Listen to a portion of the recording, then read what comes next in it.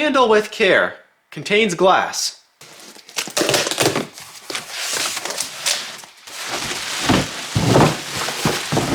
This came with cables. I've never seen one of these batteries come with cables before. Hey guys, today we're going to take a look at this 12 volt 100 amp hour lithium iron phosphate battery from Lossigy. Now this company seemed particularly interested in having me review this battery. They sent me 7 emails over an 8-day period asking, so we'll do the usual overview of features, capacity test, and then we'll tear it down and see how it's built. We have the typical information on the front of the battery. It is 100 amp hours, 1280 watt hours, has a continuous discharge rating of 100 amps, and a charge rating of 40 amps standard and 100 amps max. And this is a pretty standard case like we've been seeing on many of these batteries. We've got a nylon carry strap, our positive and negative terminals with these same plastic covers, and they are M8 bolts, epoxied in place. On the back left corner we have what appears to be a model number and perhaps a serial number of some sort. Interestingly, this looks very similar to the Zoom's battery.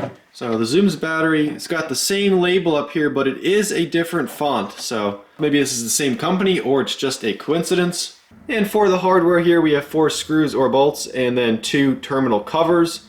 And these are fairly standard. They do all appear to be the same size, and once again they are M8 bolts. And you can see the pair of cables that came with this. They are actually pretty nice cables, and the lugs look very nice on the end. I do see it says 25mm squared conductors. I don't see a wire gauge rating on them, so I'm not sure off the top of my head what that conversion is. However, it does visually appear to be a number 6 or a number 4 maybe. Taking a look at the manual, it all appears to be fairly standard. It is nicely laid out. Again, you can see some of the parameters here. The product weight is 23 pounds. It's rated for 3,000 to 7,000 cycles. Their Amazon listing does say 4,000 to 7,000. And here's an interesting graph here. Different cycle life counts at different depths of discharge. So we can see at a 30% depth of discharge, this battery is expected to last 8,000 cycles before it gets to 80% state of health. And if you do a 100% depth of discharge, that rating goes down to 2,000 cycles. And then on the last page, it gives you some settings for your charge controller.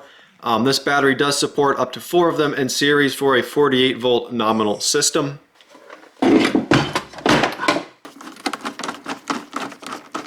Alright, so these bolts that came with it, the negative terminal is tightened the whole way down. And the cable is fairly tight, but on the positive side here, I've got the screw down as far as it'll go. The screw is bottoming out in the terminal, and you can see how loose that is. That's somewhat, the bolt's a little bit too long for the terminal. Now, I'm not sure why they would have included 4 bolts. I was thinking maybe there was 2 different sizes, but you can see all 4 are the exact same length. I love these connectors. And we're charging at just over 40 amps. Alright, so I've got my standard capacity testing setup here, which is the battery is connected to a Batrium shunt. I have a Batrium Watchmon 5 transmitting data to this display where we can see voltage, amperage, wattage, discharged capacity in amp hours, and discharged watt hours. I have a 12 volt inverter over here with some incandescent light bulbs connected to it. Our goal is to get a 0.2 C rate discharge test on a 100 amp hour battery that's approximately a 20 amp load. So we've got approximately 305 watts, which is just under 23 amps. So we'll leave this run until the BMS in this battery shuts down our test. Alright, the BMS in this battery has shut down, and our measured capacity is 102.65 amp hours. And like many of the batteries we have reviewed, this is glued the whole way around. So I'm going to attempt to pry it apart with my chisel. I've had success doing this way in the past.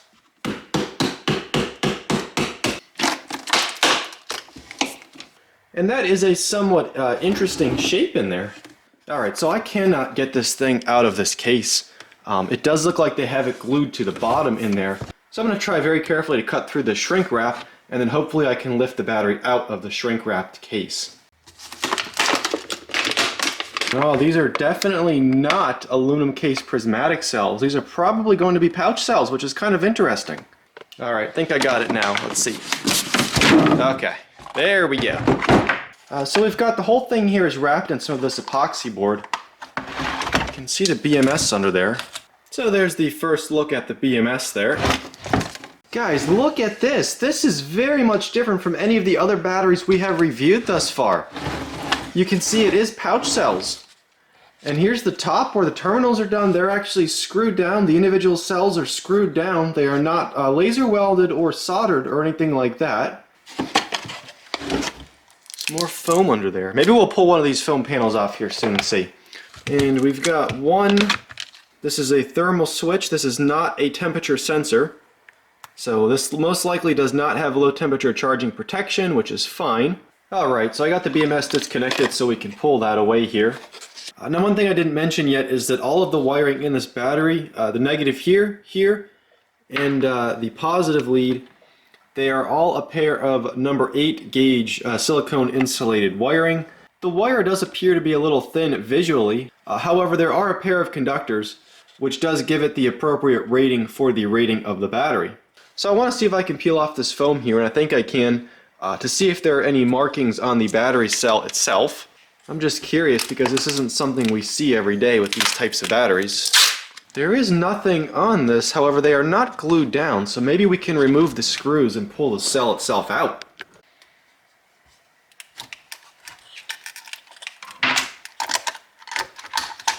Whoa, look at that! That is cool! They are GFB 160 watt hour, 50 amp hour, so there must be 2 of these in parallel. Yes, there are. This is neat. It's super cool to see something different from the norm. Just picking this up and holding it and feeling it. And here's the little plastic ring that's holding these all into place. So there are the recessed nut plates that these screws go in for attaching the bus bars. They're just recessed in the plastic there. And you can see they do have foam in between the series connections, but the 2 that are in parallel are stuck right together. Here's a look at the top of the battery. Again, you can see these plates which wire them in parallel and series here. And that is some fairly thick metal. Not sure the actual composition of that metal. You can see the balancing lead here. It's got a nice piece of spiral wrap keeping the wires organized the whole way back. The termination points are ring terminals. They are heat shrinked, nicely organized straight up the center. No room for accidental contact or things to rub through. And there you can see how the main positive is affixed on as well. And these main conductors are crimped, there's no solder, and they are heat shrinked. So very good build quality overall. I am impressed. Alright, so I took the cover off the BMS. Here you can see a shot of that. These are the MOSFET transistors that turn the charging on and off. And here's where the balance leads come in. These resistors are most likely the bleeding resistors if it needs to balance or bypass. And here's the part number. It says November 2nd, 2021, version 1.2. Now this BMS did look very familiar, and I did indeed have one in my parts bin that looks very similar to this one. And I had to go back through my old videos to see where this came from. This is from the EnjoyBot battery that we reviewed a couple of months ago. So the EnjoyBot was model number -H03, and this one's model number -H05. So they are very similar, but not the exact number. Alright, so I've got the battery put back together here, and the last thing we want to test is the low temperature charge protection. I think it's pretty clear this battery does not have it, but we're still going to test it anyway. So this iCharger is charging at 5 amps here, and I got a glass of frozen water with plenty of salt mixed in. Just going to go ahead and dunk this temperature sensor right in there. Again, this is technically a thermal switch, not a temperature sensor, so I guess I really need to stop referring to it as one. And you can see it is not shutting down as we guessed. I know you won't be able to see it in the video, it's so tiny, but this actually does say 75 degrees Celsius on it. So that's the temperature at which the switch would engage and tell the BMS that the battery is in an over temperature state and shut down. Alright, so there we go. This seems like a very well built battery. I have absolutely nothing bad to say about it. The only particular thing to take note is that it does not have low temperature charge protection. But as I've said in the past, that's not really a deal breaker. It's just something you need to know when you're purchasing a battery. This battery does not advertise having it, so that's also fine as well. It's more of a problem to me when the company advertises something and then you don't get it. It's very cool to see something different. Some of these batteries, taking them apart, they get to be the same thing over and over again.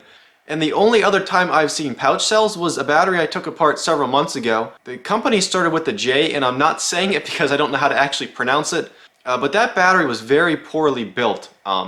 So I love seeing a pouch cell based battery that's built extraordinarily well. And I do like as well that these cells are not glued together. That way it can be serviced as needed. Of course, it's highly unlikely you would service such a battery, but if you ever wanted to break it down, harvest the cells, repair it, or anything like that, you can do so.